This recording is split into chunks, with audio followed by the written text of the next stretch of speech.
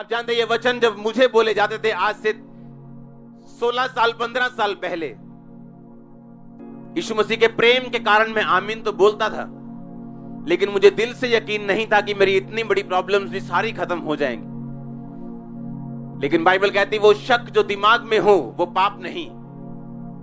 शक वही पाप है जिसके लिए आप काम करना शुरू कर दें कि दिमाग में शक है इसलिए चर्च नहीं आए, दिमाग में शक है इसलिए पाप किया, दिमाग में शक है फास्टिंग नहीं की। पर अगर उस शक के बावजूद आपकी प्रार्थना वही है, आपकी फास्टिंग कम नहीं हुई, आपका बोना कम नहीं हुआ, आपकी प्रार्थना कम नहीं हुई, वो शक कोई मायने नहीं करता, आपकी शर्मिंदगियां खत्म हो रही चर्च। और इस लव स्टोरी की शुरुआत उत्पत्ति से हुई। कौन सी लव स्टोरी? आपकी और परमेश्वर की लव स्टोरी। हालेलुया। पर बाइबल कहती है इंसान ने परमेश्वर को धोखा दिया। हवा ने वो फल खाया जो खाने के लिए मना किया, उसने वही फल अपने आदमी को दिया, आदम को दिया।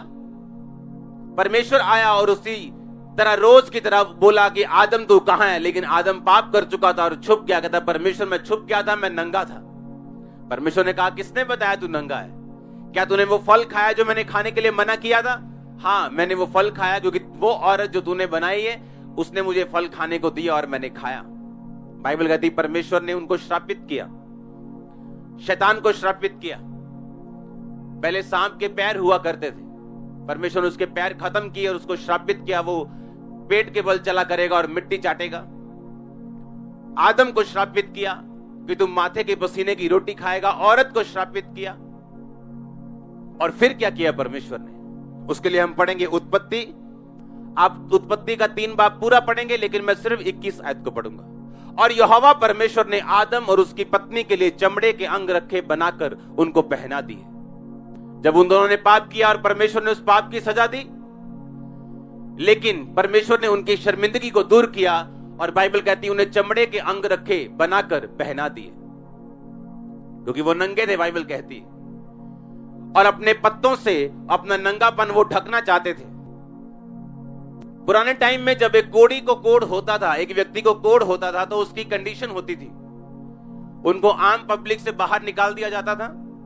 वो अपने परिवार के साथ नहीं रह पा सकता, उसको शहर के बाहर एक अलग जगह पे रहना पड़ता था। दुनिया के साथ कोई संबंध नहीं रख सकता, कोई बिजनेस नहीं कर सकता, उसकी family life, social life, financial life, सारा कुछ खत्म कर दिया जाता था। और अब वो आकर परमेश्वर से मिलता है और परमेश्वर को बोलता है परमेश्वर अगर तू चाहे तो मेरी शर्मिंदगी को क्या कर सकता है? दूर कर सकता है। मेरी शर्मिंदगी को क्या कर सकता है? दूर कर सकता है। अगर तू चाहे तो मुझे शुद्ध कर सकता है।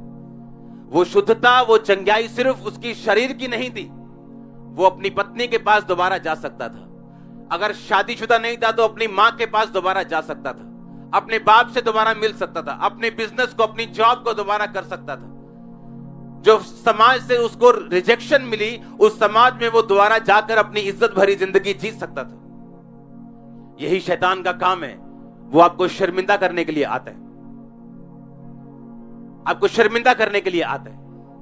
उसका काम है आपको शर्मिंदा करना, आपके परिवार में ऐसी घटनाएं करना, आपके यूथ में ऐसी घटनाएं करना, आपके फाइनेंस में ऐसे काम करना, आपके शरीर में ऐसे काम करना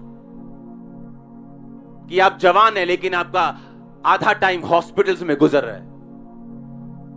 आप में कोई कमी नहीं लेकिन आपका पति आपकी सुनता नहीं।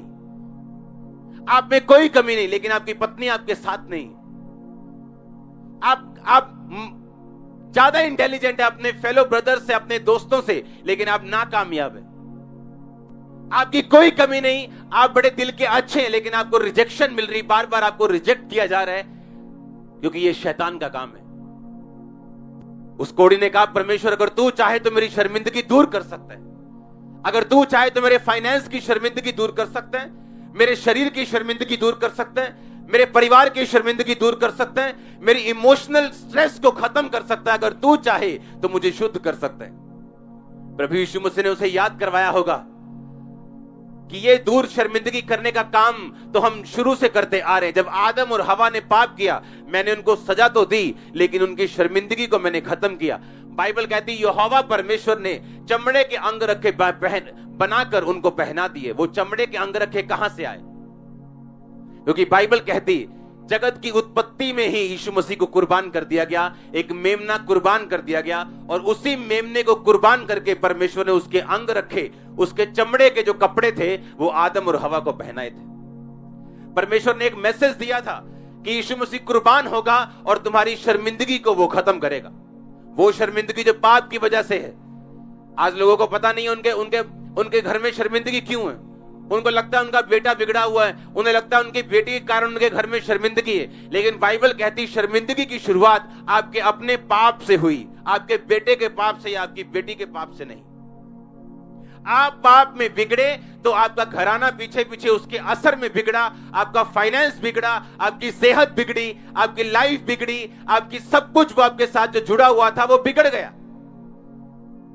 और आप सोचते हैं अगर वो अच्छा होता तो मेरे घर में शर्मिंदगी ना होती, अगर ये अच्छा होता, अगर मेरा पति अच्छा निकल आता, अगर मेरा पार्टनर अच्छा निकल आता, अगर मेरा बिजनेस पार्टनर अच्छा निकल आता तो मुझे शर्मिंदगी ना होती। लेकिन बाइबल ऐसा नहीं कहती।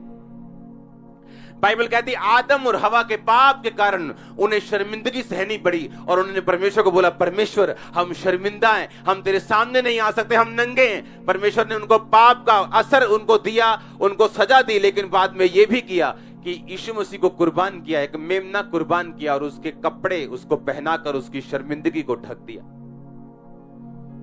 यीशु मसीह की कुर्बानी का मैसेज तो परमेश्वर शुरू से देता आया है। उसने नए नियम में नहीं दिया, पुराने नियम से वो बताता आया है कि अगर तुम अपनी शर्मिंदगियों से आजाद होना चाहोगे तो तुम्हें यीशु मसीह पे विश्वास करना पड़ेगा और उसी से अपने आप को ढकना पड़ेगा। उस निष्कलंक मेमने से तुमको अपने आप को ढकना पड़ेगा। इसलिए वो कोढ़ी जब परमेश्वर के पास आया तो परमेश्वर ने कहा हां मैं ये चाहता हूं, तू क्या हो जा, शुद्ध हो जा, क्योंकि शुरू से मैं यही चाहता आया हूं। मैंने आदम और हवा को वो अंग रखे, पहनाए, उस चमड़े के कपड़े पहनाए और उनके नंगेपन को, उनकी शर्मिंदगी को मैंने ढक दिया। और बाइबल कहती जैसे ही परमेश्वर ने उस कोढ़ी को छुआ उसका कोढ़ खत्म हुआ। अब जब कोढ़ खत्म हुआ होगा वो अपने घर वापस गया होगा, वो अपने फाइनेंस में वापस गया होगा, अपनी जॉब में, अपने बिजनेस में वापस गया होगा, अपने परिवार में वापस गया होगा, अपने रोजमर्रा के कामों में वापस गया होगा और परमेश्वर ने उसकी इज्जत उसे रिस्टोर की होगी और वापस की होगी। हालेलुया।